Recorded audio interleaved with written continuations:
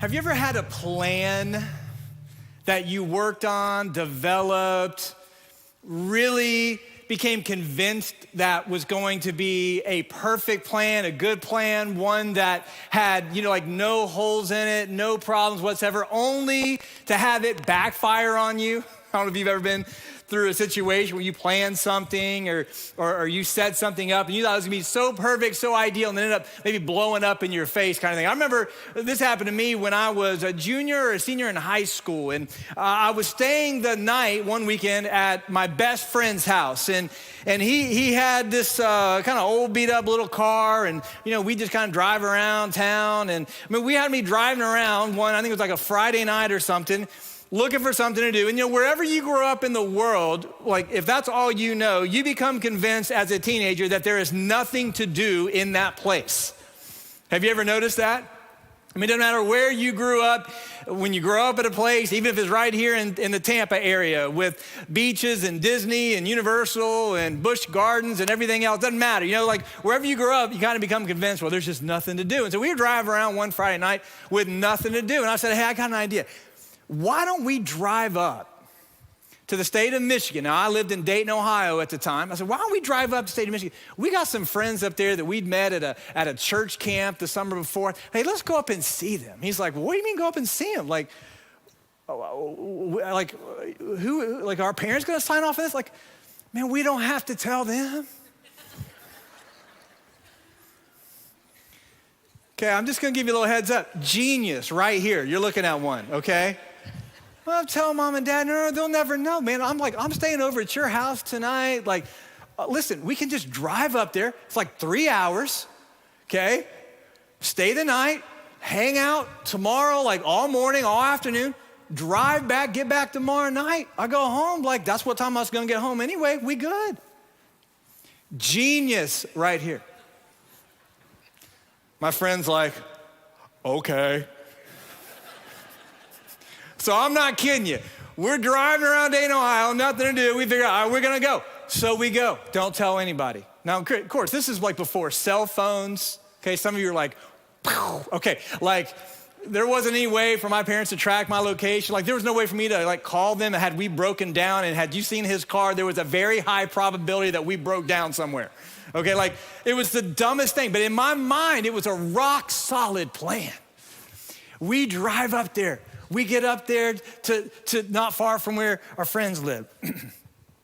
Had to call them on a payphone. Hey, we're gonna happen to be swinging by your neighborhood tomorrow. Is it okay if we swing by? Oh, that'd be great. What brings you up this way? We just happen to be driving through. Now, when we got up there that night, our plan started to have a few holes in it. Namely, we didn't have any money. That's a small detail when you take a trip. We slept in his car. I got cleaned up the next morning in the restroom at the Burger King. I don't mean to brag or anything, but it was like royalty. I was at the Burger King, okay? We go over. This is when the plan starts to fall apart. We go over to my friend's house, okay? One of them may or may not have been a girl. Starting to make sense now? No guy does something this stupid for another guy, okay? There were definitely a couple girls involved. We wanted to see it. We met at camp. We thought, let's just go hang out. So we go, okay? Her parents, okay? The one that I liked at the time, he was a pastor. Get there, hey, how you doing? I'm doing great. Yeah, we thought to be driving through. Do you think that they bought that? I thought they bought that. And then they started to turn the tables on me. They said, well, how are your parents doing? Oh, they're doing great. They're doing great, yes. Oh, so I guess they're good with their little trip. Oh, yeah, they're great. Hey, I got a fresh bushel of apples. I'm not kidding you. It's a fresh bushel of apples. Hey, listen, would you take these back and give them to your parents for me?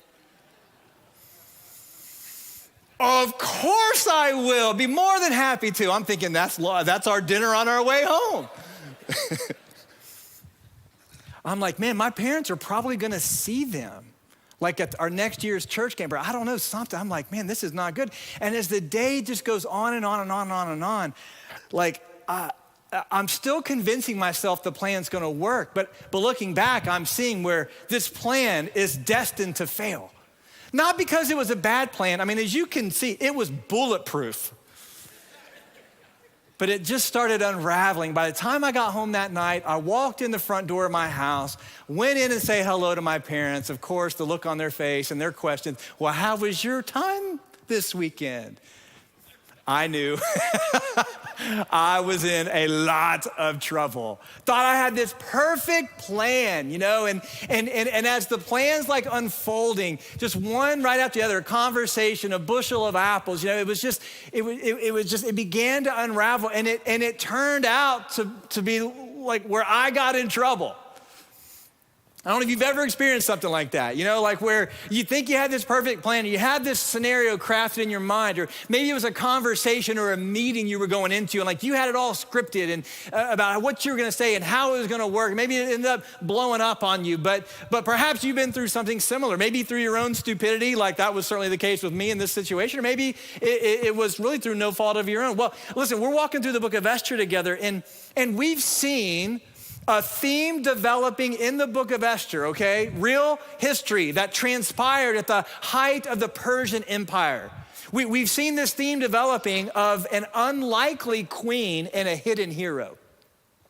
I mean, we've seen some incredible things happen, haven't we? Where you've got this king named Xerxes. He was the most powerful man in the world at the time, and his queen humiliates him by refusing to come out and to embarrass herself in front of the king and all of his governors and officials. And so they remove her as the queen. And so now they go through a Miss Persia beauty pageant where they bring in 400 women into the fortress at Susa where King Xerxes was located. They go through the process, and it's a horrific process of the king selecting the woman in whom he delights to be the next queen. And he selected a woman by the name of Esther, a young, beautiful woman who just so happens to be Jewish, but she doesn't disclose her identity because the Jewish people were often viewed as a threat in the nations that took them into captivity and kept them in exile. And so she's got a cousin named Mordecai who lives there also in Susa. And Mordecai's been telling Esther, hey, don't tell anybody about your identity. Don't tell anybody about what's happening here with you in terms of your ethnicity. And so she doesn't. But then we saw where through the course of leadership changes, this guy named Haman is now second in command in the whole empire. He's like the prime minister. And Haman is a man who is completely enamored with himself. And he's walking around one day, and Mordecai, the Jew, does not bow and pay homage to Haman. And so Haman becomes incensed. We looked at this last week if you weren't with us, where Haman is outraged, and he goes to the king and he says, hey king, we've got a guy here who won't give me honor, and he's a part of a people. Finds out Mordecai's a Jew. He's a part of a people that are despised. And if you look at Haman's ancestry, he was an Agagite, and the Agagite and the Israelites were not on good terms, to put it mildly, so to speak. So there are multiple reasons it seems that Haman has it out for Mordecai and the Jewish people. He gets the king to pass a decree that not just Mordecai, but the entire Jewish race is to be abolished. They set a date. They sent out couriers throughout the entire empire to communicate on this date. You're to take every single Jewish person in your towns and your communities, and you're to execute them. And then take their silver into the fortress at Susa. Haman said, now don't worry, kings. Like I can put over 300 tons of silver in the treasury by doing this. King signs off on it. Mordecai learns of it, and he goes to Esther, and he says, Esther, through a messenger, he says, Esther, you got to do something. And Esther, if you recall, she's unwilling at first. She's hesitant. She's like, no, if I go to the king without an invitation, I could be killed. And you remember these fateful words, Mordecai saying to Esther, no. If you don't risk the palace, you risk everything.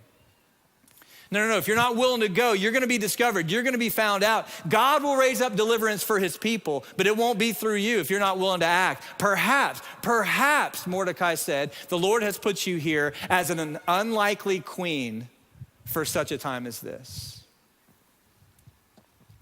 And that's where we pick up the story today. We see Esther willing to go before the king. And we see here how in God's providence, his kind providence, he actually takes Haman's plot and he turns it on its head so that Haman is the one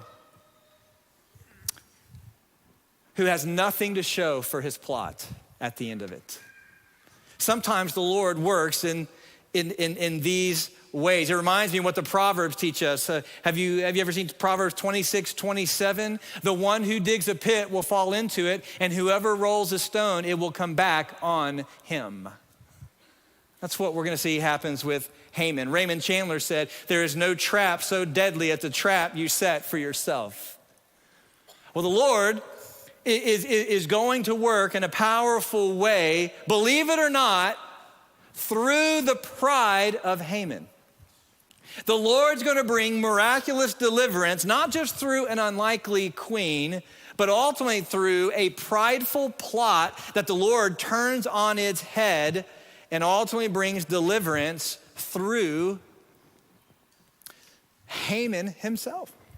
Through this plot that's failed, we're going to see how God uses this to bring ultimate deliverance to his people. So let me show you here in Esther 5, as we pick this up, a little bit about this man named Haman and about this plot that he has concocted and how the Lord flips it on its head. This is fascinating. First of all, I want you to see a little bit of insight into the pride of Haman, the arrogance, the self-absorption of Haman. Check this out. Now, verse 9, that day Haman left full of joy and in good spirits. Remember, Esther was asking the king initially just for a banquet for herself and Haman and the king. And so Haman, we are told, left full of joy and good spirits. But when Haman saw Mordecai at the king's gate, so he's leaving to go home, he sees Mordecai again at the gate. And Mordecai didn't rise or tremble in fear at his presence. And so Haman was filled with rage toward Mordecai. But yet Haman controlled himself and he went home. He sent for his friends and his wife Zeresh to join him. And then Haman described for them, check this out. You say, what did Haman talk about when he had his friends over for a little barbecue?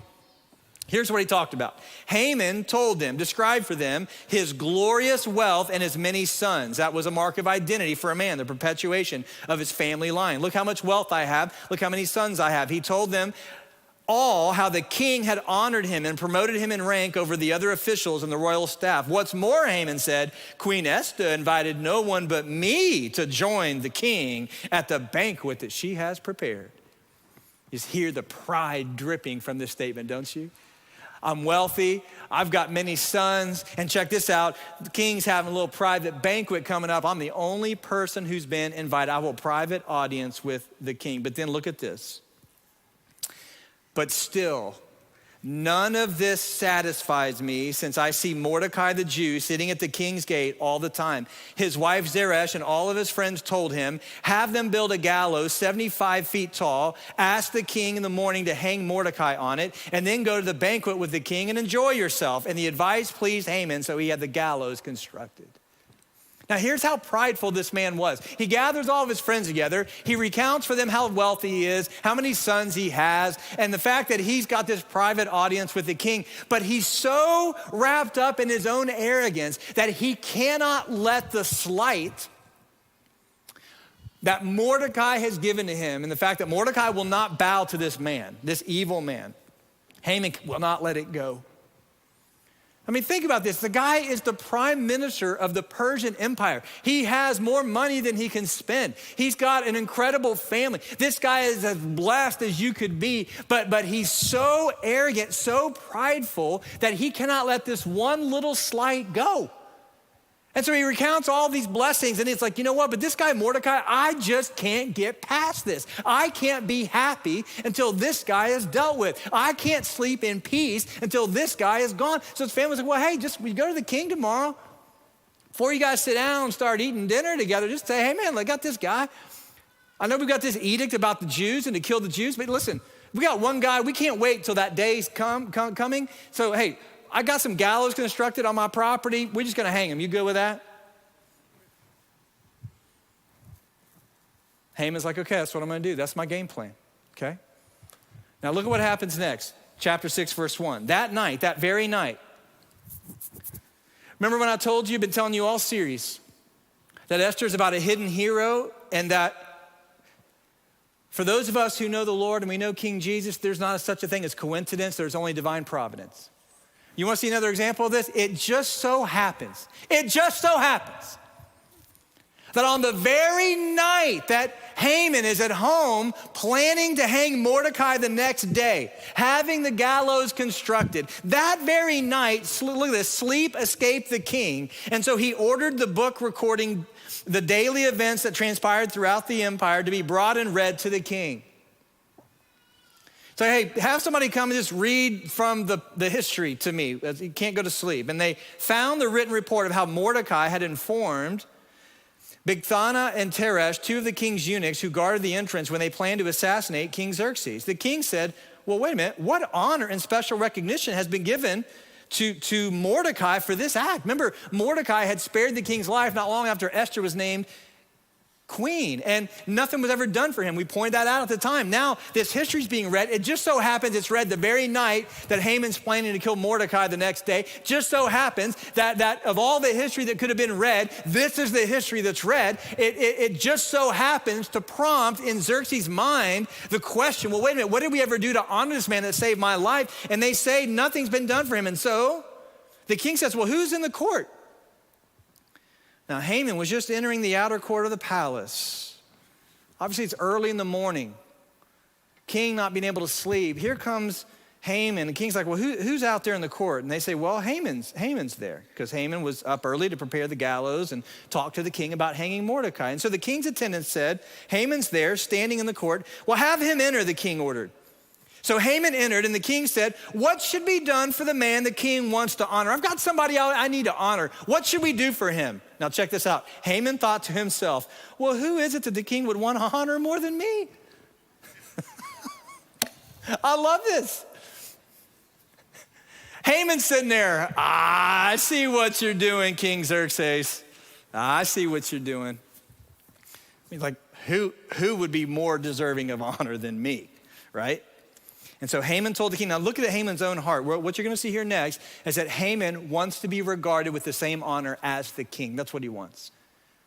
He's appealing to his pride here. He wants what the king gets in terms of honor and glory. So he says, for the man who the king wants to honor, have them bring a royal garment that the king himself has worn and a horse the king himself has ridden, which has a royal crown on its head. Put the garment and the horse under the charge of one of the king's most noble officials. Have them clothe the man the king wants to honor, parade him on the horse through the entire city square. Call out before him, this is what is done for the man the king wants to honor. And the king said to Haman, absolutely, that's a great idea. Hurry up and go do exactly what you have proposed. Take a garment and a horse for Mordecai the Jew, who is sitting at the king's gate, and don't leave out anything that you have suggested. Now, this is a lot worse than driving to Michigan and coming back with a bushel of apples. Haman's in a lot of trouble. King learns that Mordecai had been an instrument of preservation. He saved his life. And it just so happens that on the very night that Haman was devising Mordecai's demise, the king had planned to honor the same Mordecai. Now listen, do not miss the providence of God in all of this. Our God is in complete control over the circumstances of men. It just so happens that Vashti is removed as queen at the time when Esther was available and a young, beautiful woman in the Persian Empire. It just so happens that out of hundreds and hundreds and hundreds of women, Esther is brought into the harem and chosen as queen. It just so happens that Mordecai learns of this plot on King Xerxes' life and spares him. It just so happens that on the very time when Haman's planning Mordecai's destruction and the destruction of the Jewish people, that the king has the book of history read to him. And it just so happens that the history that's read is the history of Mordecai. And it just so happens that Haman was coming and presenting himself in the king's courtyard at the exact time that the king was inquiring how to honor the man who had saved his life. And it just so happens that the history that's read is the history of Mordecai. And it just so happens that Haman was coming and presenting himself in the king's courtyard at the exact time that the king was inquiring how to honor the man who had saved his life. And it just so happens that Haman got to be the one to go honor the man that needed to be honored, even though he himself wanted to be the man who was honored. Our God is in complete control of the affairs of men. He is providential over all that transpires, and he has a plan and a purpose, even through the pride of Haman. I mean, you can't miss the irony. You miss the irony here of the king is there, and he's there in the morning, can't sleep. Now he's like, I gotta honor Mordecai. And then Haman is there, and the king's like, hey, bring him in here. And so he walks in there, and the king's like, hey, man. Oh, man.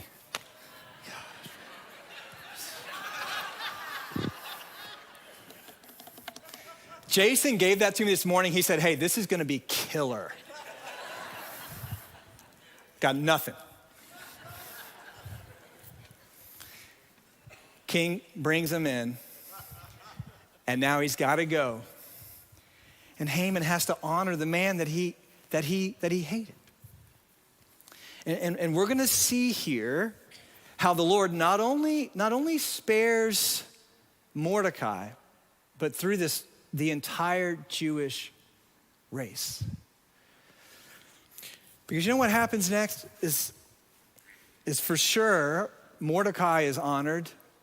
Haman goes home. I don't have time to read through all this morning, but Haman goes home, tells his family what happened. You know what his family says to him?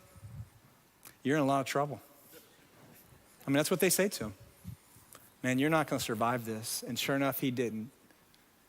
Esther ends up having this banquet. The king continues to ask her, hey, what is it? What can I do for you? You know what she says to him eventually? She says, King, you know what? There's a man that has threatened my relative, and he needs to be dealt with. And so the king's contemplating this. Haman just casts himself physically on the queen, just begging for her mercy. The king walks in. He's like, that ain't gonna happen.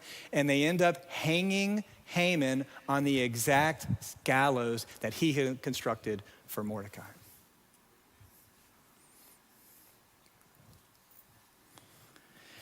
You can't miss the providence of God in this. And just in case you think that the providence of God has no provision for the foolishness of man, I want you to see here today how God uses and he takes even the pride of Haman and he turns it on its head. And I want to spend just a few minutes today really taking a deeper dive into Haman, who's such a central figure here throughout the middle section of Esther, and maybe to take a few things away from him today that can be instructive for us so that we don't make the same kind of foolish mistakes. Not that they might be at this level or look exactly the same, but we may not make the same kind of foolish mistakes that Haman made, because here's my challenge to us today. We've got to lean more into the providence of our great and mighty God than we do the pride of our own sinful hearts. And there's some application here for us. Some things we can learn about how God works and how he's worthy of our deepest affection, and how in order to lean into his affection and his will for us, we have to be willing to humble ourselves and to fully trust him. Now, let's talk a few minutes about this pride that's seen in Haman. Can I give you a key takeaway today? I'm gonna put this on the screen. I want you to make a note of this. I want you to see here that pride is the carbon monoxide of a sinful heart. You need to understand the gravity of pride today. You need to understand that the pride of Haman is not unique to Haman. Actually, the root of that is in all of us.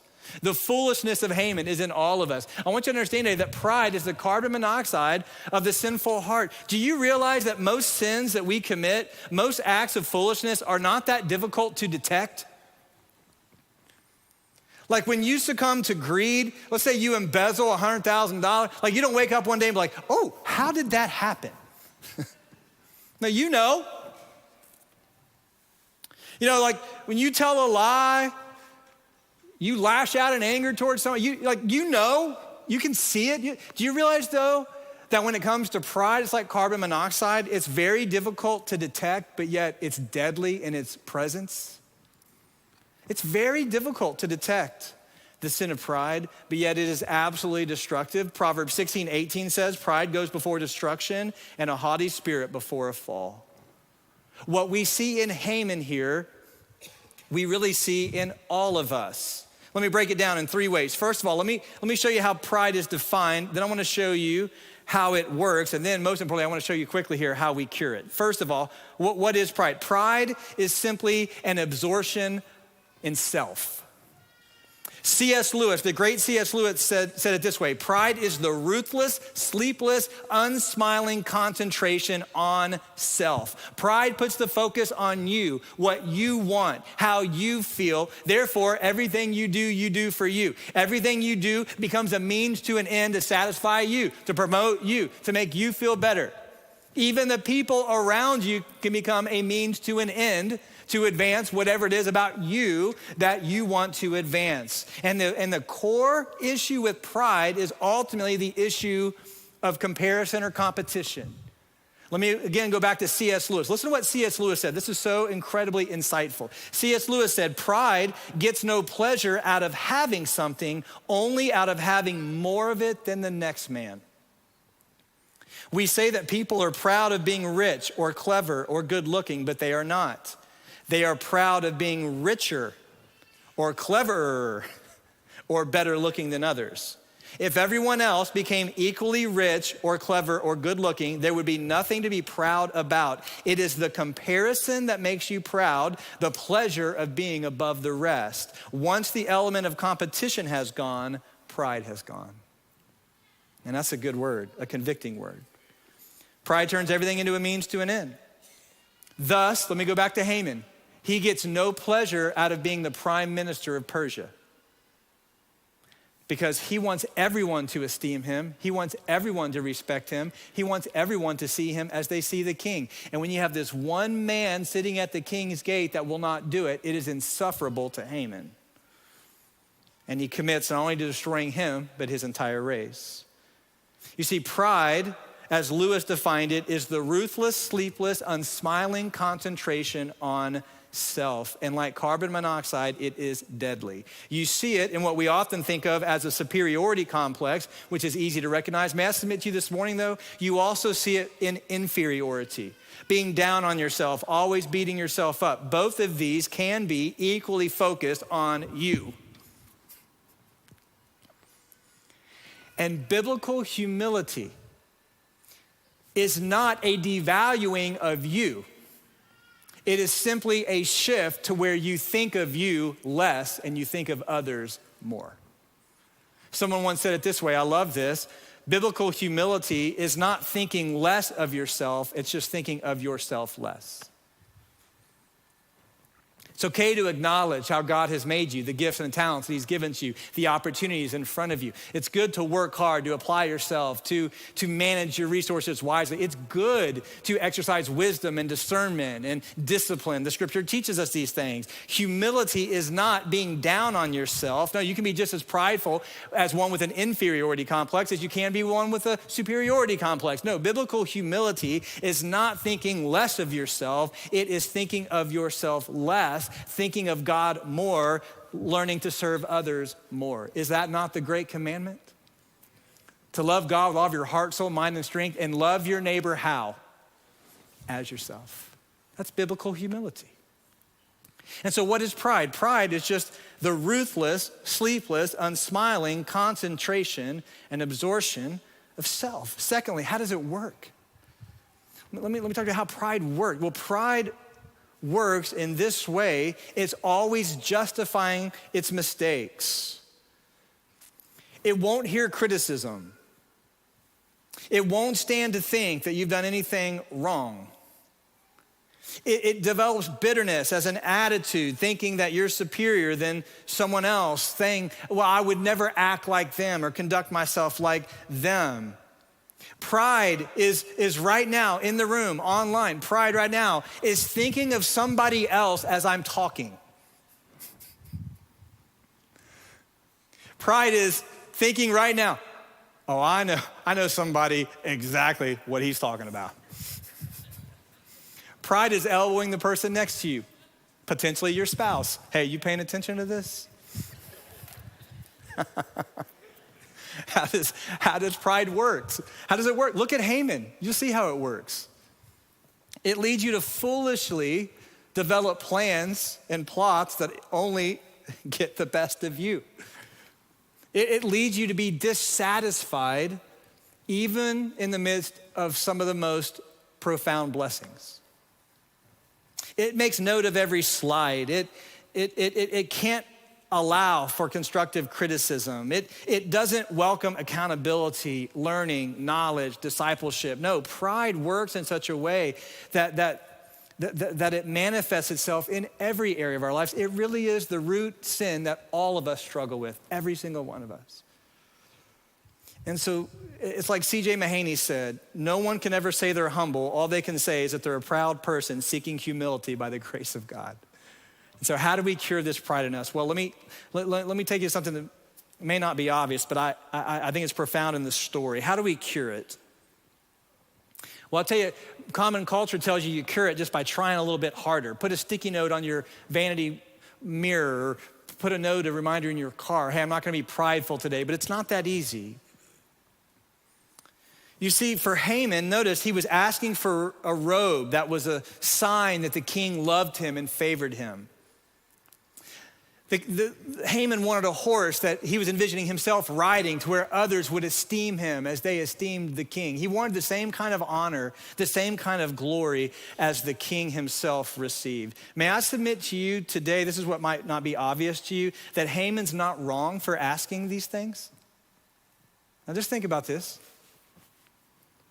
Haman's not wrong in desiring these things. If we're honest, all of us desire these things. You know what Haman's problem was? He was asking for them from the wrong king. Because the true glory that you and I seek, and the true glory that Haman seeks, and the true glory that so many in our society and our world seeks, is not a glory that any earthly king can ever give you.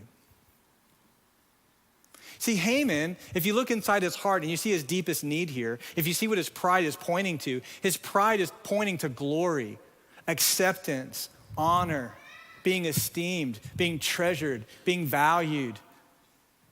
He's not looking for the wrong things. All of us are looking for those things, but he was looking for them from the wrong person. One person described pride in this way: we're always seeking the praise of the praiseworthy. We want the praise of the praiseworthy. We want to be honored. We want to be blessed. We want to be esteemed. We want to be treasured. We want to be valued. Here's the thing. There's nothing wrong with those desires. There is something wrong when we seek those desires constantly through broken people, broken relationships, and in the case of Haman, the wrong king. The only king, and there is a king, hallelujah, that can give you all of these things. His name is Jesus, and he's the only king that can ever give these things to you. What does Jesus do? Yeah, what does Jesus do for us? What does Jesus do for us? He takes a broken person like me, a prideful person like me, and what did Jesus come and do? He came at his own expense with his own life, and he suffered tremendous humility, did he not? He suffered just egregiously. He suffered humiliation. He suffered physically. He suffered the mocking of his name and of his character. And he came in my place and in your place, and he suffered. He humbled himself out of love for us, out of the interest that you and I possess, not his own. And he came and he endured, and he went to the cross and he died, and he took our debt upon himself, our sin, our rejection, our judgment. And on the third day, when God raised him from the dead, listen to me very, very carefully. The Bible makes this clear. History makes this clear. He rose from the dead as the King of Kings and the Lord of Lords. And every single person that looks to this King is immediately, through faith and humility, saved from their unrighteousness, their ungodliness, and their own human pride. And we are clothed with the robe of our King, a robe of righteousness. And the King looks at us, yes. And the king looks at us, and let me tell you good news of the gospel. It's what I call the gospel. It's good news. When the king looks at me, he doesn't see my flaws. He doesn't see a bushel of apples in the backseat of the car. He doesn't see my failures. Praise the Lord. He sees the robe of the righteousness of Christ, and he accepts me as one of his own. And that's how he sees you if you put your faith in Jesus today. He doesn't see you anymore as a slave to sin. He doesn't see you anymore as an enemy. He doesn't see you anymore as a stranger. Now he sees you as a son or as a daughter who receives the same honor as your brother, Jesus of Nazareth. You want to be honored. You want to be valued. You want to be esteemed. You want to have meaning and purpose. You want to have a cause for which to live and dedicate your life that will never disappoint you or let you down. Let me tell you something. Stop living for the earthly kings and the earthly pursuits and the earthly accolades. Start living for the King of Kings and the Lord of Lords. And the honor, yes, and the honor and the glory and the acceptance that all of us need will be realized in Jesus. Not just on your best day, even on your worst day. Because you can look in the mirror and you can look in the Word, which in some way is a mirror, is it not? And you can know for sure that you are loved, treasured, accepted in the same way that Jesus is, clothed with his robe of royal righteousness, accepted as a son and a daughter. And even when you fail, even when you mess up, even when your circumstances aren't tracking the way you would like them to, you can know that you have full acceptance and value. And then you can begin to live your life with a kind of meaning and purpose that's not characterized by pride, it's characterized by selflessness. You can be a generous person who sees all that the Lord gives to you as a means and a conduit to be a blessing to others. You can see your career not just as an occupation, but as an opportunity for you to be a Christian witness in your field.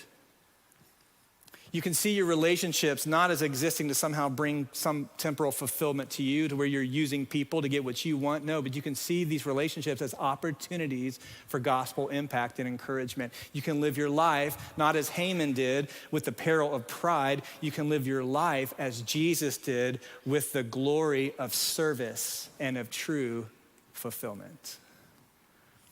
That's what Haman teaches us. Listen, the providence of God is on full display. The Lord's going to win. His plan is going to prevail. And he even uses at times the pride of mankind to accomplish it. That's the wisdom of God. But we learn from that in our desire to have the praise of the praiseworthy, that there's no greater praise than the praiseworthy praise of the one who is most praiseworthy, and that is Jesus. For as he said in John 17:22, check this out. He says, Father, the glory that you have given me, I have given to them, that they may be one as we are one. You want that robe? You want that glory? That meaning, that purpose, that acceptance? You can have it today. You just can't look to the wrong king. You got to look to King Jesus.